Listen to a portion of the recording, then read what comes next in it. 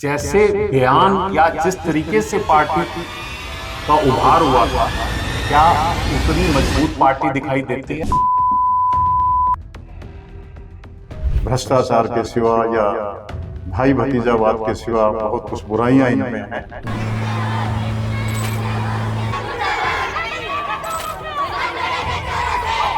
जो शिक्षा में पायदान जो निर्धारित किए गए, उसमें पंजाब 2021 में 27वें पायदान पे था।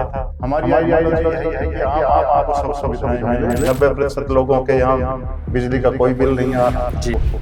बीमा हर आदमी का उन्होंने वहाँ पे किया है। कोई कंडीशंस नहीं है कि तुम्हारी इनकम क्या हो, तुम्हारी इनकम ना हो। ये सारे सुविधाएं पंजाब में मिल सकती है। तो चंडीगढ़ पंजाब की राजधानी है। मेयर बने कुलदीप सिंह टीटा जी, और जिन हालात में बने आपको मालूम ही है। इन्होंने वोट चोरी करके किस तरह से अपना सारा कुछ किया। लेकिन जो आपका यहाँ का परिवार है चंडीगढ़ का, उसको आप संभाल नहीं पाए। हाँ, बिल्कुल ठीक आप कह रहे हैं कि 2014 के बाद एक ऐसा महसूस होता है लोगों में कि एक घोषित इमरजेंसी जैन जी को हम बढ़ावा देंगे कि नए लीडर जाएं। ये पार्टी ही घोटालों की, घपलों की, जुमलों की पार्टी है। साफ सुथरी नहीं होगी, दिखाई कुछ देगा, अंदर उसके कुछ रहेगा। लेकिन आपने देखा है कि जो हालत शहर की हुई है, सड़कों की हालत बहुत बदतर है, ऐसी कभी नहीं रही। भ्रष्टाचार कितना बड़ा मुद्दा है? बीजेपी के जो कारनामे थे जी, वो किसान विरोधी, मजदूर विरोधी, इंसान विरोधी जी।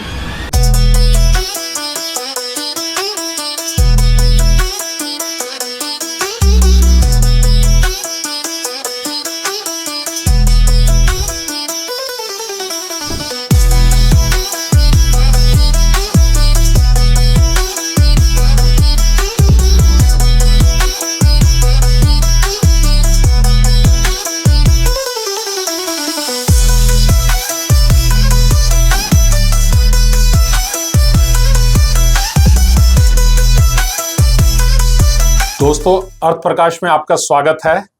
हम नगर निगम के आगामी चुनावों की कड़ी में आम आदमी पार्टी के चंडीगढ़ के अध्यक्ष विजयपाल सिंह से बात करेंगे कई मुद्दों को लेकर, शहर के और प्रदेश के, और साथ में जो है राष्ट्रीय मुद्दों को लेकर।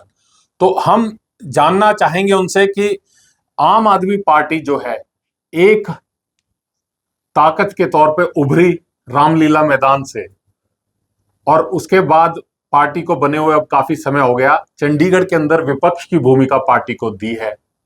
तो मैं जानना चाहूंगा कि जैसे बयान या जिस तरीके से पार्टी का उभार हुआ था, क्या उतनी मजबूत पार्टी दिखाई देती है? सबसे पहले तो मैं आपका बहुत बहुत स्वागत करता हूं जी, कि आपने मुझे यहाँ बुलाया, मौका दिया जी, अपने विचार रखने का, अपनी बातें रखने का। जी।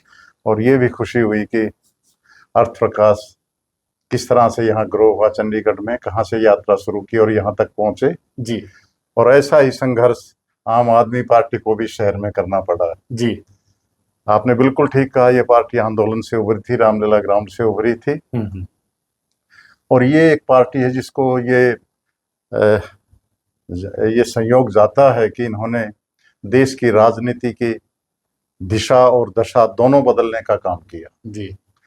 आपको मालूम है कि सिर्फ दो पार्टियां इस देश में काम कर रही थी। कांग्रेस बहुत पुरानी पार्टी है, बीजेपी है, पार्टियां और भी हैं प्रदेश के या राज्यों की, लेकिन ये दोनों एक अहम रोल निभा रही थी। जी।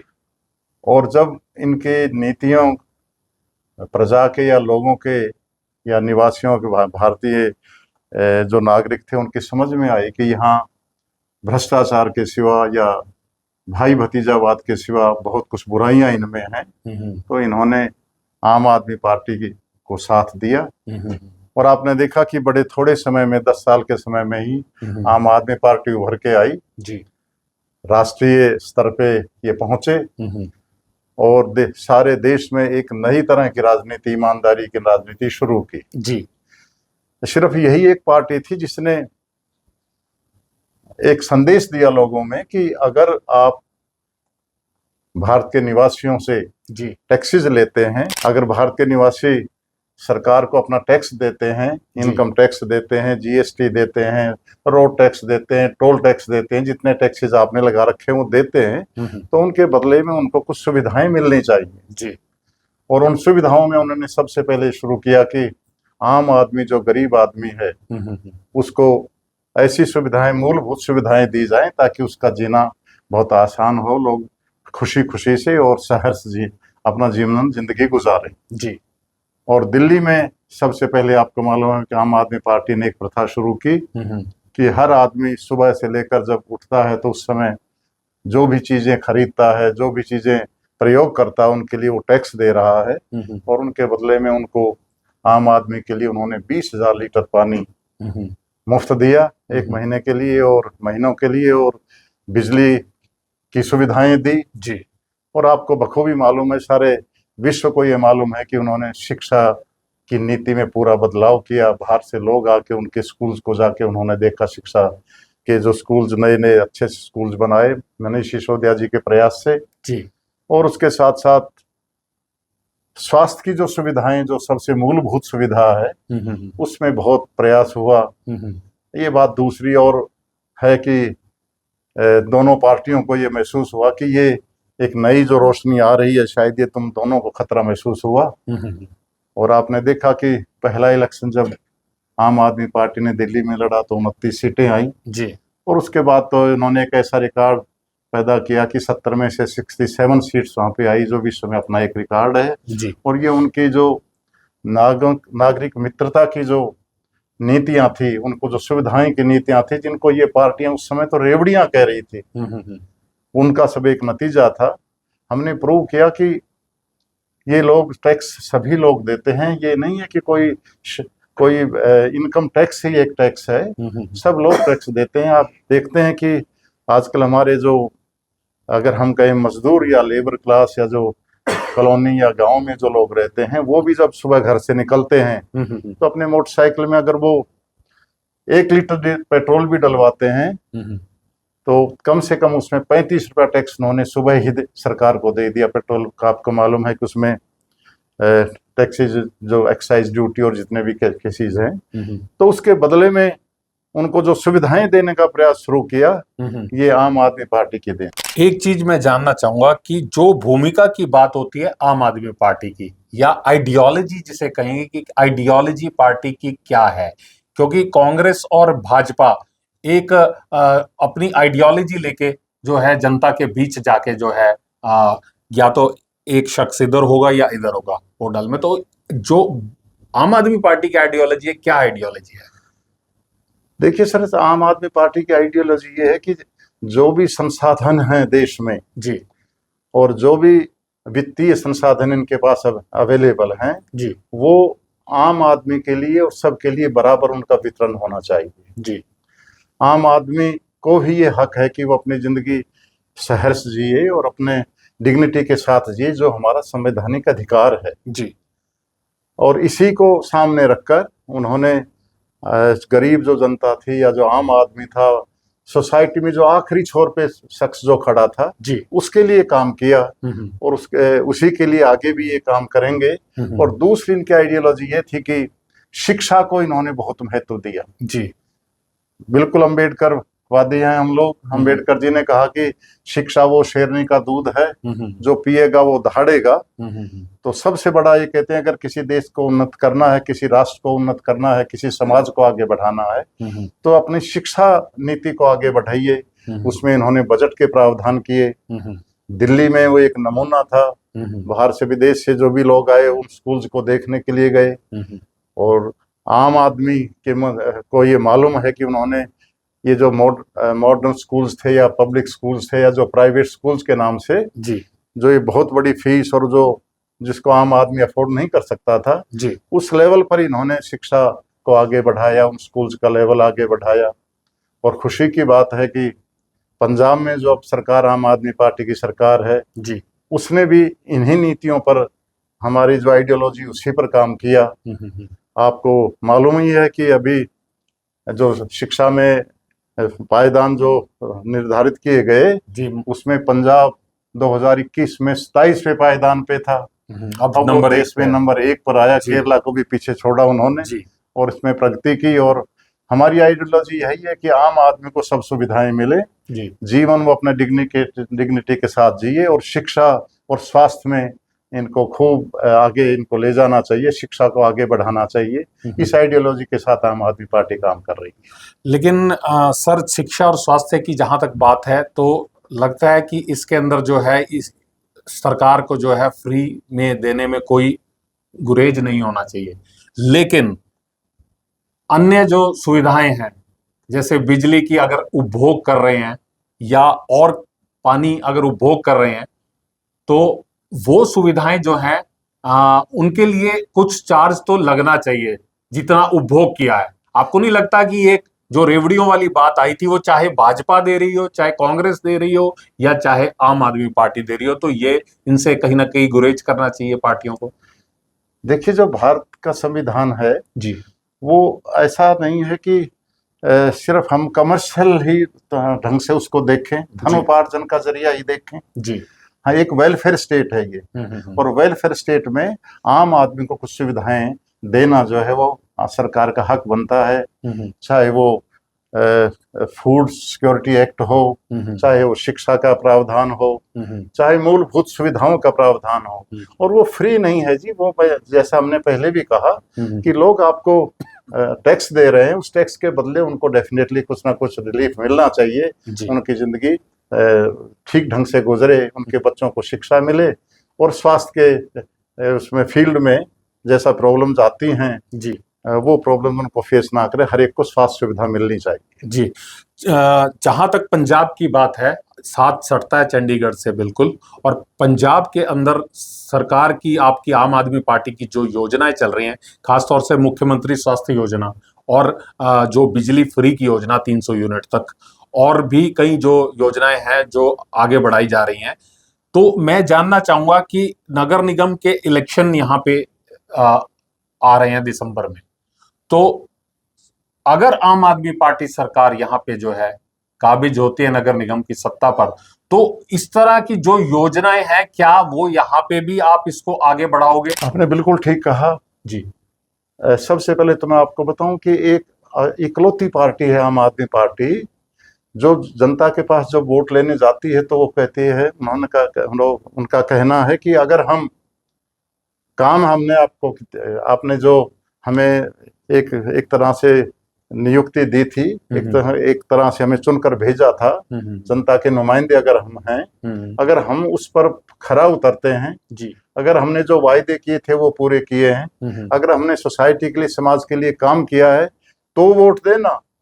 अगर आप ये महसूस करते हैं कि हम फेल रहे हैं तो आप भले ही वोट मत देना। ये इकलौती पार्टी है जिसने देश में ये नारा दिया, जिसमें देश में लोगों को जाकर ये बात कही। आप देखिए पंजाब में, आपने बिल्कुल ठीक कहा, 90% लोगों के यहाँ बिजली का कोई बिल नहीं आ रहा। जी आपने बिल्कुल ठीक कहा कि वहाँ पे अब स्वास्थ्य में भी काफी काम हुआ। 10 लाख रुपए का जो बीमा हर आदमी का उन्होंने वहाँ पे किया है। कोई कंडीशंस नहीं है कि तुम्हारी इनकम क्या हो, तुम्हारी इनकम ना हो। वहाँ पे सिर्फ आपका वोटर कार्ड होना चाहिए और आपका आधार कार्ड होना चाहिए। पंजाब के आप निवासी हो तो आपको सुविधाएं मिलेंगी। लेडीज का जो वायदा इन्होंने किया था कि हम इनको आर्थिक सहायता, वित्तीय अनुदान देंगे, तो उसमें वो 1000 रुपए लेडीज को, और जो SC OBC के संबंध रखते हैं उन बहनों के लिए उन्होंने 1500 रुपए का अनुदान जो था वो इन्होंने दिया है। तीर्थ यात्रा भी ये लोग करवा रहे हैं, बुजुर्गों के लिए तीर्थ यात्रा की सुविधा है। महिलाओं के लिए बहुत बड़ी एक सुविधा है कि उन्होंने बसेज में आना जाना उनका फ्री कर दिया। अमृतसर से बहनें बैठती हैं, शाम को चंडीगढ़ आती हैं, शाम को वापस अपने घर जा सकती हैं। लेकिन ये सुविधा चंडीगढ़ के बिल्कुल पड़ोस में मोहाली में भी है, मुल्लांपुर रूपनगर में भी, इधर भी है, इधर आप जाइए जीरपुर भी है। लेकिन जैसे ही आप पंचकुला जाएंगे तो ये सुविधाएं खत्म है जी।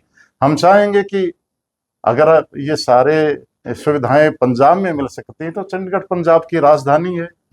आपको ध्यान होगा कि म्युनिसिपल कॉरपोरेशन में जो हमारा एक बार हमें अवसर मिला, जब हमारा मेयर बने कुलदीप सिंह टीटा जी, और जिन हालात में बने आपको मालूम ही है, किस तरह से इन्होंने वोट चोरी करके किस तरह से अपना सारा कुछ किया जी। और दुर्भाग्य की बात यह भी है कि सुप्रीम कोर्ट की इंटरवेंशन में ये प्रूव हुआ कि ये हेराफेरी, इन्होंने वोट चोरी की है, लेकिन आज तक उस पर कोई एफआईआर नहीं, कोई कार्रवाई नहीं। और हमारे साथी वो वहां पे जाके अब भी भाषण देते हैं हाउस में। तो हमने सबसे पहला हाउस में जो मता पास किया था वो था 20,000 लीटर पानी देने का। जी। शायद अब हमारे कांग्रेस के साथी हैं वो इसको अपना मुद्दा बनाना चाहते हैं, लेकिन सबको मालूम है कि ये पहले ये किसका मुद्दा है और अपना हाउस में ही पास हुआ। जी। ये दूसरी बात है कि गवर्नर साहब ने उस समय जो थे बीजेपी से संबंध रखते थे, उन्होंने कहा कि नहीं, मैं ये बिल्कुल नहीं होने दूंगा।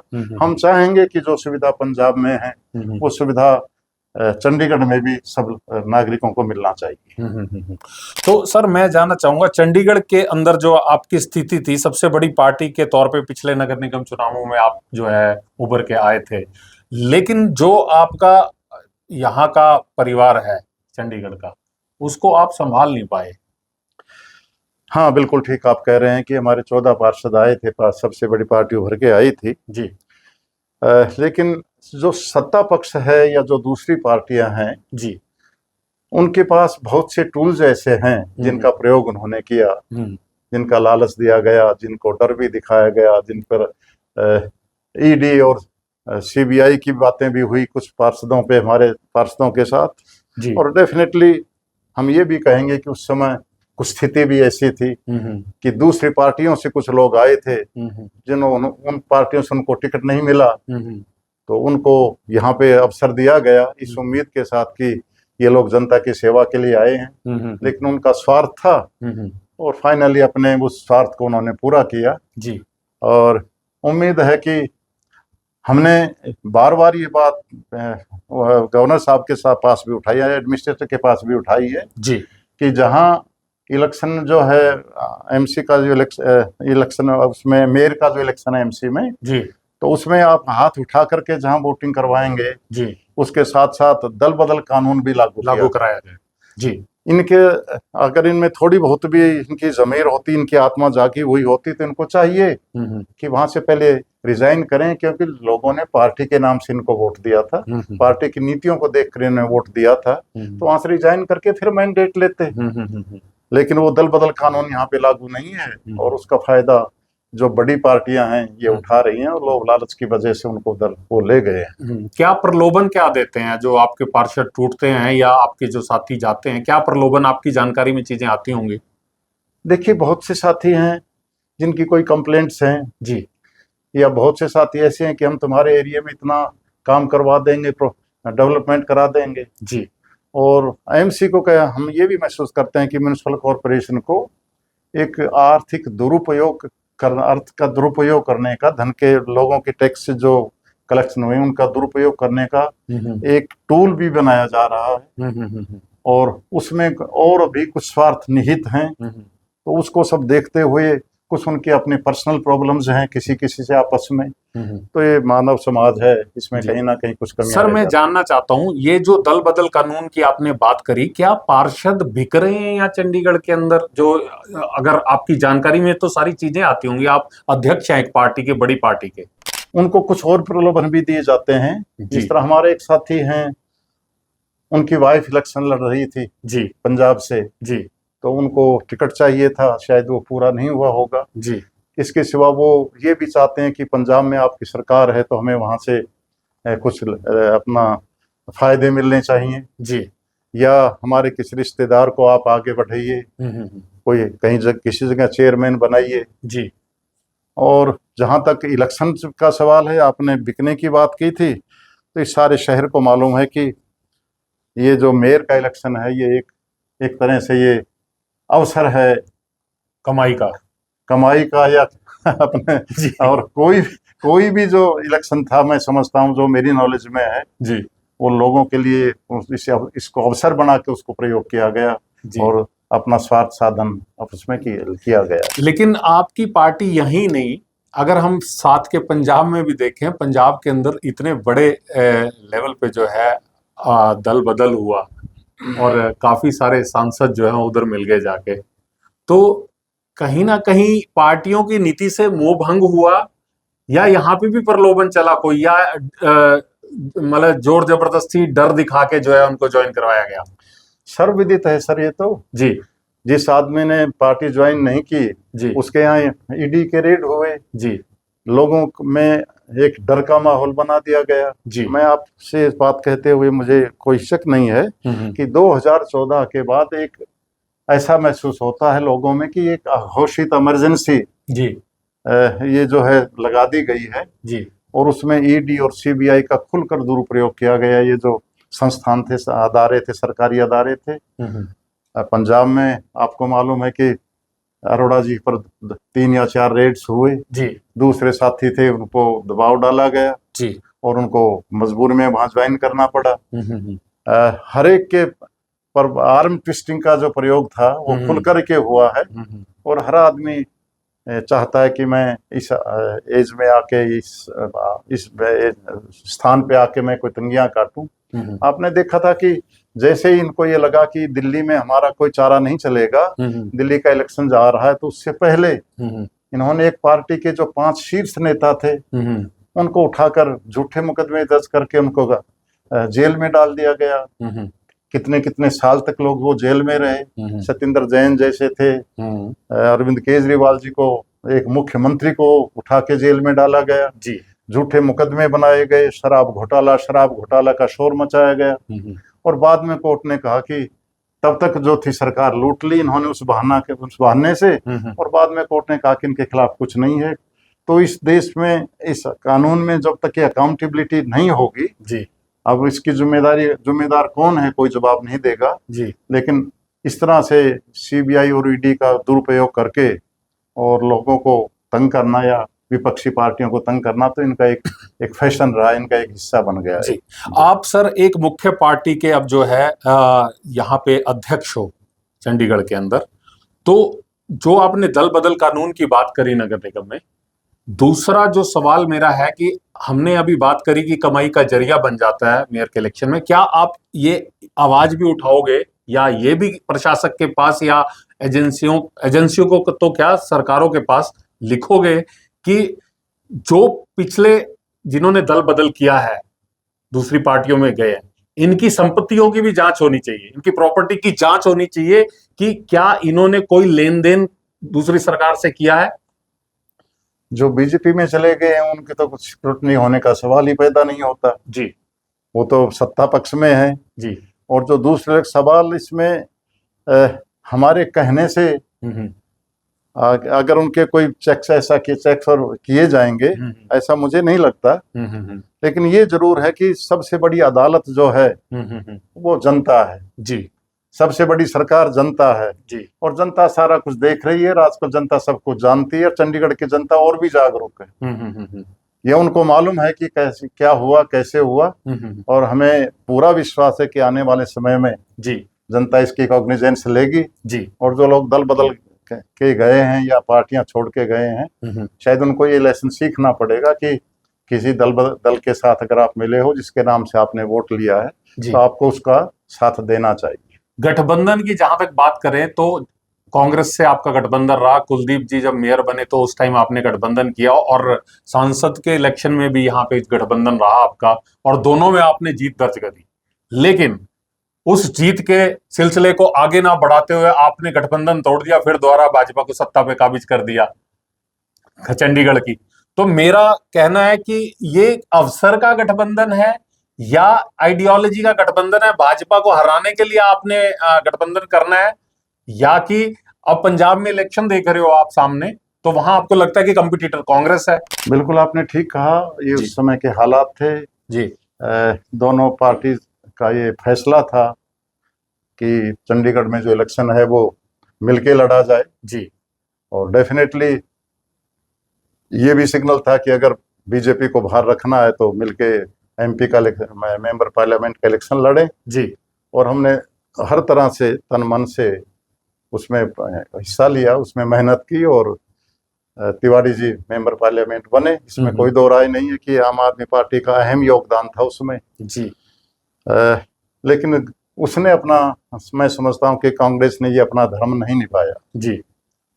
हर बार उनका जब भी गठबंधन के साथ इलेक्शन मेयर के लिए लड़ा गया जी तो चाहे कई दफा तो मेयर, हमारा मेयर हार गया, लेकिन उनका सीनियर मेयर डिप्टी और मेयर। डिप्टी मेयर, वो हम्म। दोनों पद हमारे लोगों ने उनको वोट डाल करके दिए। जी इसमें भी कोई दो राय नहीं कि हमारे कुछ साथियों को उन्होंने कुछ अपनी तरफ मिला करके हमारी पार्टी से कांग्रेस उन्होंने ज्वाइन की है। जी लेकिन ये मैं कहूँगा कि राजनीति है, जी। लोगों का कोई असली दुश्मन, असली दोस्त नहीं होता। समय के अनुसार चीजें हुई हैं, लेकिन अब आम आदमी पार्टी ने ये फैसला किया है कि हम आने वाला इलेक्शन जो है वो अपने दम से लड़ेंगे, सारी सीटें लड़ेंगे जी और खासकर हमारा जो नीति रहेगी उसमें यंगस्टर्स को, नए चेहरे, जैन जी को हम बढ़ावा देंगे कि नए लीडर जाएं और बाहर से कोई नहीं, पुराना कोई शायद बहुत कम रहेंगे, लेकिन नए चेहरों को आगे लाएंगे, नए लीडर्स को, यंगस्टर्स को हम बढ़ावा देंगे इस इलेक्शंस के अंदर। मतलब जो ये कॉकरोच जनता पार्टी का आंदोलन हुआ और इसके अंदर जैन जी जो उभर के सामने आए और युवा चेहरे उभर के सामने आए और उन्होंने एक केंद्र की सरकार को भी पस्त किया एक तरीके से, तो आपको लगता है कि ये जो है उन युवाओं को यहाँ पे भी मौका देंगे आप? देखिए, केंद्र को, सरकार को पस्त तो केंद्र की जो नीतियां थी उन्होंने किया जी, उनकी जो ज्यादतियां थी उन्होंने किया। और पब्लिक को ये समझना चाहिए कि हम ये कहते हैं कि पेपर लीक हुआ, पेपर लीक हुआ जी। ये पार्टी ही, जो सत्ता में पार्टी है बीजेपी है, ये पार्टी ही घोटालों की, घपलों की, जुमलों की पार्टी है। इनकी कोई भी नीति साफ सुथरी नहीं होगी, दिखाई कुछ देगा, अंदर उसके कुछ रहेगा। अब हम ये पेपर लीक की बात करते हैं तो पेपर इन्होंने अपने लोगों से बनवाए, अपने लोगों से ही उन्होंने उसको लीक किया जी और उसमें करोड़ों रुपए कमाए गए, पेपर बेचा गया, करोड़ों रुपए कमाए गए जी। उसके बाद जब लोगों के में, युवाओं के साथ उनको लगा कि हमसे ज्यादती हुई है तो वो उनको खड़ा होना पड़ा। हम ये चाहते हैं कि हर जगह पे जो युवा है जी और उसमें अगर क्वालिटी है, उसमें देश सेवा का, समाज सेवा का जज्बा है, तो उसको मौका मिलना चाहिए, उसको आगे आना चाहिए। और इसी नीति के अनुसार डेफिनेटली हमारी पार्टी ने फैसला किया कि आने वाले चंडीगढ़ के जो एमसी के इलेक्शंस में हम युवाओं को आगे लाएं। जी।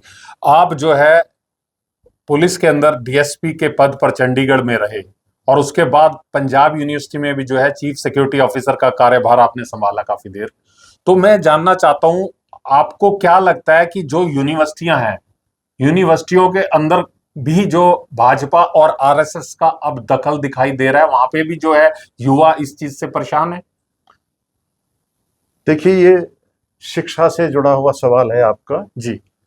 और बहुत ज्यादा ये सब को मालूम है, प्रेस को तो बहुत ज्यादा ये मालूम है जी कि यूनिवर्सिटीज में, जितनी भी यूनिवर्सिटियां, खासकर सेंट्रल यूनिवर्सिटी जो हैं जी, उसमें जितने भी वाइस चांसलर्स हैं जी, वो आरएसएस की पृष्ठभूमि से या एबीवीपी की पृष्ठभूमि से या बीजेपी की आइडियोलॉजी या उस राजनीति में जो विश्वास रखते हैं, उन लोगों को मौका दिया गया है और वो वहां पे बतौर बीजेपी रिप्रेजेंटेटिव अपनी बखूबी भूमिका निभा रहे हैं। जी आप ये भी देखिए कि कई जगह मैंने पढ़ा है जी कि जहां नियुक्तियां होती हैं, उन नियुक्तियों में जो खासकर ओबीसी, एससी वर्ग के जो लोग हैं, उनको एक नई परिभाषा लेके आए हैं, नॉट फाउंड सुटेबल।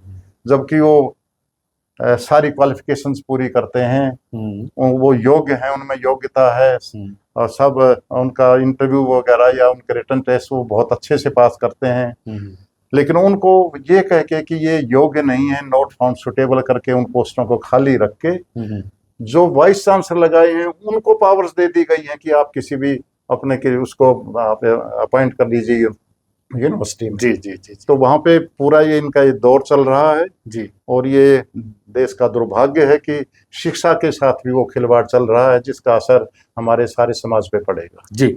चंडीगढ़ के मुद्दे जो है उसमें कौन कौन से मुद्दे आप समझते हो कि जो जनता को प्रभावित कर रहे हैं, लोगों को?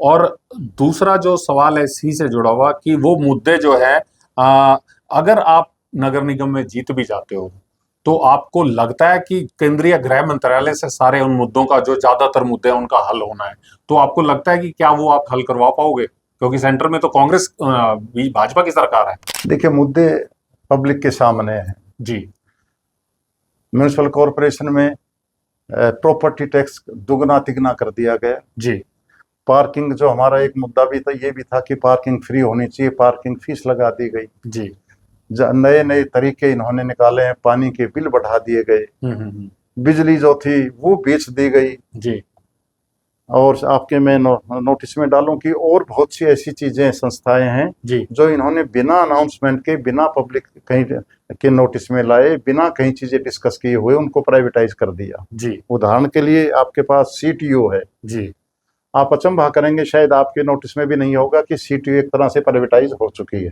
जी हुआ क्या है कि इन्होंने पर किलोमीटर के हिसाब से इन्होंने सीटीओ की 100 बसें जो हैं इन्होंने ऑफ रोड की, जी और ये कह के कि इनका लाइफ स्पेन पूरा हो गया। जी और वो ऑफ रोड करते ही तकरीबन 300 ड्राइवर और कंडक्टर जो 2 शिफ्टों में चलते थे वो भी घर पे बिठा दिए गए। जो 10 से 12 साल तक जिनकी सेवाएं ली गई थी, जी उनके टेस्ट लिए गए, उनका मेडिकल हुआ, उनकी वेरिफिकेशन हुई, जी और वो अच्छी सेवाएं दे रहे थे। लेकिन उन बसेस को ऑफ रोड अगर किया था तो आप ईवी बसेस खरीदते ना। जी खरीदने की बजाय वो ईपीएम सर्विस के नाम से जो कंपनी है, जी उससे सारी बसें वो ले ली गई। और वो बसें भी पहले 25 आई, 30 आई, शायद तब भी वो पूरी तरह से बसेस की संख्या पूरी नहीं हुई, क्योंकि वो कंपनी सारे देश में सत्ता पक्ष की पार्टी से समर्थित है, तो वो सप्लाई कर रही है। तो उसमें आ गया कि ये 68 रुपीज पर किलोमीटर तक की ये जितना चलेंगी उसके हिसाब से पैसे दिए जाएंगे। तो सीटीओ और अपने सारे रिसोर्सेज सीटीओ के उनके हवाले कर दी। तो ये चुपचाप बिना शोर मचाए, बिना पब्लिक से सलाह किए, बिना पार्लियामेंट में डिस्कशन हुए, ये भी महकमा जो था वो प्राइवेटाइज कर दिया गया, जिस तरह से बिजली महकमा प्राइवेटाइज हुआ। और इनकी बहुत सी नीतियां हैं। गैस का जो रसोई गैस का जो सिलसिला है वो आपके सामने है। बिजली महंगी हो गई, गैस महंगी, उसको कर दिया अडानी गैस को दे दिया ठेका। जी किसी ने ये नहीं कहा कि आपकी सिक्योरिटी या आपके नियम क्या होंगे। जी ऑलरेडी जिन लोगों के पास गैस कनेक्शन थे उन्होंने सिक्योरिटियां दे रखी थी। इनको चाहिए था कि वो सिक्योरिटी उनको ट्रांसफर करते। उसकी बजाय जब अडानी गैस को यहाँ सब कुछ दे दिया गया कि आप यहाँ का गैस के कनेक्शन मैंडेटरी कर दिए गए कि अब ये सिलेंडर नहीं चलेंगे और आप कनेक्शन दीजिए, उसमें 5500 से लेके 6000 रुपए एक कनेक्शन की सिक्योरिटी है। आप देखिए कितने घरों में ये कनेक्शन जब जाएगा तो कितने अरब रुपया इकट्ठा हो जाएगा। और उस सिक्योरिटी के लिए कोई कानून नहीं, कोई नियम नहीं, उन्होंने अपनी मर्जी से लगा दिया। जी आज तक सिक्योरिटी जिसने जमा कराई कभी उसको वापस नहीं मिली, परमानेंट उनके पास ये पैसा चला गया बिना ब्याज के।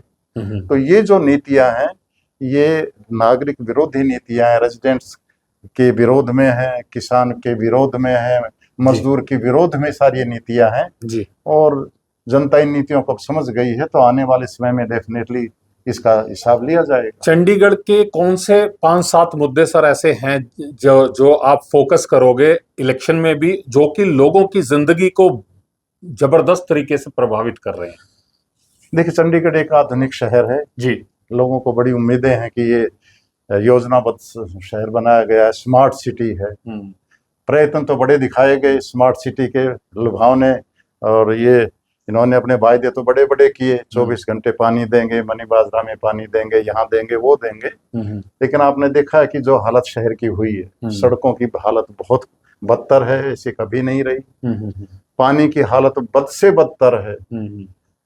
दड़वा गांव है, दड़िया गांव आपके पास बिल्कुल नजदीक है, मौली जगरा है, बाकी सब गांवों में गंदा पानी गया, थोड़ी देर के लिए पानी देना, बच्चे बीमार हो गए। मूलभूत सुविधाएं देकर आदमी को उसकी जिंदगी को सुखद बनाना, ये सबसे बड़ा मुद्दा है। जी जी वो सारी सुविधाएं अगर चंडीगढ़ में नहीं दी गई तो कहाँ का स्मार्ट सिटी हुआ। जी इसी तरह से कूड़े का ढेर का मसला था, वो आपके सामने है। जी जी अब भी उसमें इम्प्रूवमेंट चाहिए। जी तो अगर हम इनको बिजली, पानी ठीक रेट्स के ऊपर सुविधाएं और सड़क और आवागमन का सिलसिला ठीक से दे सकें, और इसके साथ साथ स्वास्थ्य की सुविधाओं की यहाँ बहुत ज्यादा जरूरत है। दिल्ली में आपने देखा था मोहल्ला क्लिनिक शुरू हुए थे, पंजाब में अब तकरीबन 1000 मोहल्ला क्लिनिक हैं। यहाँ पे कॉलोनीज में क्यों नहीं मोहल्ला क्लिनिक बनाए जाते? क्यों सब लोग पीजीआई जनरल हॉस्पिटल जहाँ पे हजारों लोग इकट्ठे हो जाते हैं, जी तो इनको सुविधाएं वो वहीं मिलनी चाहिए, कॉलोनीज में होनी चाहिए। तो इसी तरह से शिक्षा के बारे में भी डेफिनेटली बच्चे पढ़ रहे हैं, उनके पास रोजगार नहीं है जी। हम ये भी नीति हम सोच रहे थे कि अगर यहाँ कुछ इंडस्ट्रीज या कुछ आईटी कंपनियां आती हैं जी। तो जो बच्चे पढ़ रहे हैं चंडीगढ़ के यूनिवर्सिटी में, कॉलेजेस में, अगर वो 2 बजे के बाद फ्री होते हैं तो हमें कोशिश करनी चाहिए कि उन बच्चों को इवनिंग में कुछ काम मिले जी। ताकि तो ऐसी अर्निंग हो पाए, उनकी अर्निंग हो, उनको हाथ ना फैलाना पड़े, सबको शिक्षा मिले। तो ऐसे कुछ मुद्दे हैं। लेकिन आपने जो मुद्दे सर गिनाए हैं ये सारे के सारे मुद्दे, चंडीगढ़ जो है यूटी है और सीधा जो है केंद्र सरकार के अधीन काम करता है, तो इन सारे मुद्दों में बिजली आप जो है फ्री नहीं दे सकते। अगर आपकी यहाँ पे जो है सत्ता आती है नगर निगम में, आप शिक्षा के क्षेत्र में भी कोई बहुत बड़ा सुधार नहीं कर सकते क्योंकि सारे के सारे स्कूल जो है उन्हीं के अंडर है। और तीसरा जो है स्वास्थ्य के क्षेत्र की आपने बात करी, दिल्ली में आपने वो लागू कर लिया, दिल्ली में सरकार थी आपकी, और चंडीगढ़ के अंदर पंजाब में भी सरकार है, आपने मोहल्ला क्लिनिक बना लिए। लेकिन यहाँ पे वो मुद्दे किस तरह से जो है आप बुनाओगे, किस तरह से जनता को जो है इसके बारे में आश्वस्त करोगे भाई हम ये सारी चीजें आपके लिए करेंगे? 2027 आ रहा है जी। पब्लिक अपने आप डिमांड करेगी, कहेगी आप हमें जो सुविधाएं पंजाब में मिल रही हैं वो चंडीगढ़ में क्यों नहीं, ऊंची आवाज में पूछेंगे जी। और ये उनका हक है जी। अगर वो सभी चीजें टैक्स अदा करते हैं जी, तो डेफिनेटली उनको स्वास्थ्य की सुविधाएं चाहिए जी, उनको शिक्षा की सुविधाएं चाहिए। बुजुर्गों को पंजाब में तीर्थ उसके पर्यटन के लिए भेजा जाता है जी। यहाँ के बुजुर्गों ने क्या बुरा कर दिया?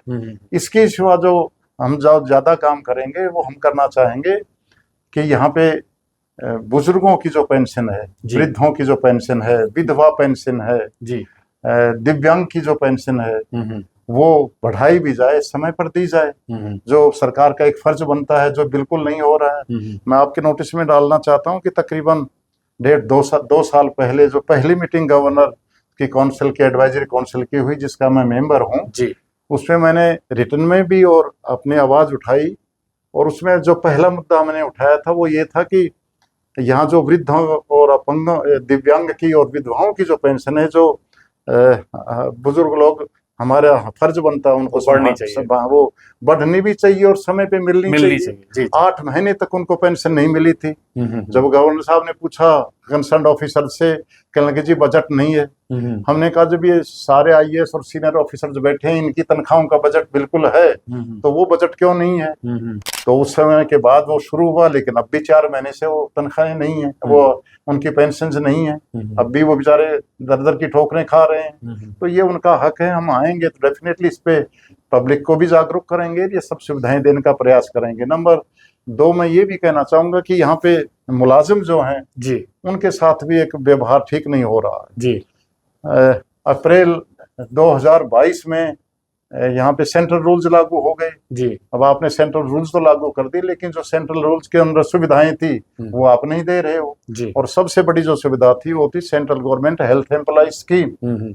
हेल्थ की जो स्कीम है उसमें उनको एक कार्ड दिया जाता है जी, वो जाके अपना ट्रीटमेंट कराएं, और CGHS में जी, और उसमें वो कैशलेस उनका ट्रीटमेंट होना चाहिए। उनको ये सुविधाएं मिलनी चाहिए क्योंकि वो जनता की सेवा कर रहे हैं जी।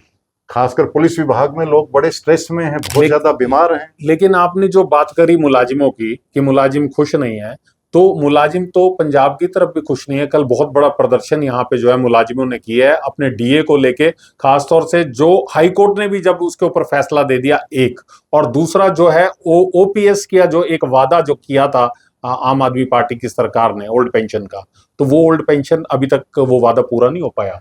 मैं फिर वापिस आपको चंडीगढ़ के मुद्दे पर ला रहा हूँ जी। तो इनको वो जो सुविधाएं हैं सेंट्रल गवर्नमेंट हेल्थ स्कीम की, वो सुविधाएं उनको मिलनी चाहिए जी। पेंशन हैं वृद्धों की, वो मिलना चाहिए जी। तो और हमने ये भी एक शुरुआत किया था दिल्ली में कि जो जवान, चंडीगढ़ पुलिस का जवान या किसी भी कोई गवर्नमेंट एम्प्लॉय अपनी ड्यूटी पर शहीद हो जाता है या उनकी मृत्यु हो जाती है, या अपनी ड्यूटी परफॉर्म करते हुए इनकी मृत्यु हो जाती है, तो उनको 1 करोड़ रुपया उनको देना चाहिए जी, अनुदान देना चाहिए जी। ऐसी सुविधाएं जो है हम कोशिश करेंगे कि पब्लिक को साथ लेके, नागरिकों को साथ लेके और यहाँ पे लागू करवाएं। भ्रष्टाचार कितना बड़ा मुद्दा है यहाँ पे चंडीगढ़ के अंदर? भ्रष्टाचार तो साहब कहने की बात नहीं है। लगता है जी कांग्रेस को जो सजा मिली उस पे सबसे बड़ा इल्जाम यही था कि कोल माइंस में फला में बहुत बड़ा भ्रष्टाचार हुआ जी। उन्होंने वो हुआ तो उनको सजा मिल गई, बाहर हो गए जी। सत्ता से बाहर हो गए वो लोग। और हम समझते हैं कि उस समय जो भ्रष्टाचार था उससे दुगना भ्रष्टाचार अब शुरू हो गया जी। कोई काम लोगों का हो नहीं रहा जी। और भ्रष्टाचार के नए नए तरीके इन्होंने इजाद कर दिए हैं जी। सबसे बड़ा जो तरीका इन्होंने निकाला है मैं आपको थोड़ा सा आम जनता को भी मैं कई दफा मैं कह चुका हूँ कि एक इन्होंने चक्रव्यूह बना दिया है और चक्रव्यूह ये बना दिया कि इन्होंने अमीर और गरीब को अलग अलग करके जी। इन्होंने जो बड़े बड़े अमीर लोग थे उनकी जो कंपनियां थी जी। सारा ये जो नेचुरल रिसोर्सेज थे वो उनके हवाले करने शुरू कर दिए जी।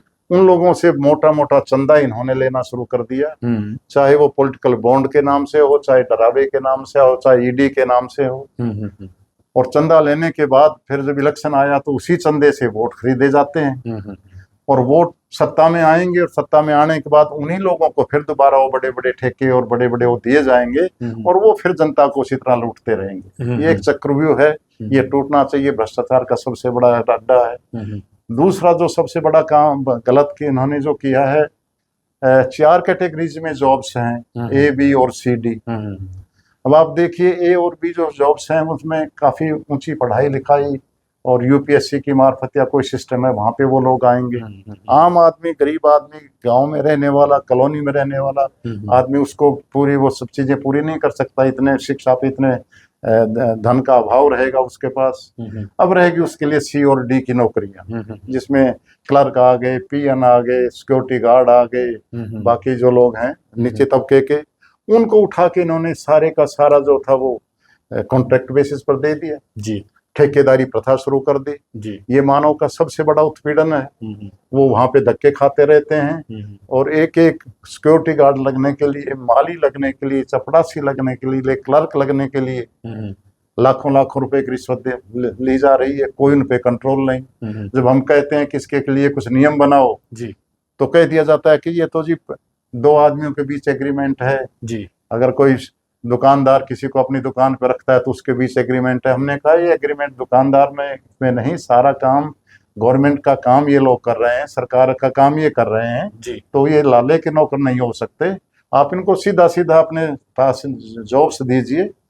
और उनका नतीजा था जो आपने देखा म्यूनिसिपल कॉर्पोरेशन के धन का, उनके जो फंड्स का, बैंक्स का क्या हाल हुआ कि सब लोग कॉन्ट्रैक्ट पे थे, खा पी के एक तरफ हो गए। आईडीएफसी वाले मामले, आईडीएफसी में भी और ये हमारा पार्किंग घोटाला, ये सारे। तो इन हालात में भ्रष्टाचार को बढ़ावा मिला है और कभी भी भ्रष्टाचार जब तक उनको एक तरह का सहारा ना मिले, कहीं से शय ना मिले तो वो हिम्मत इनकी नहीं होती।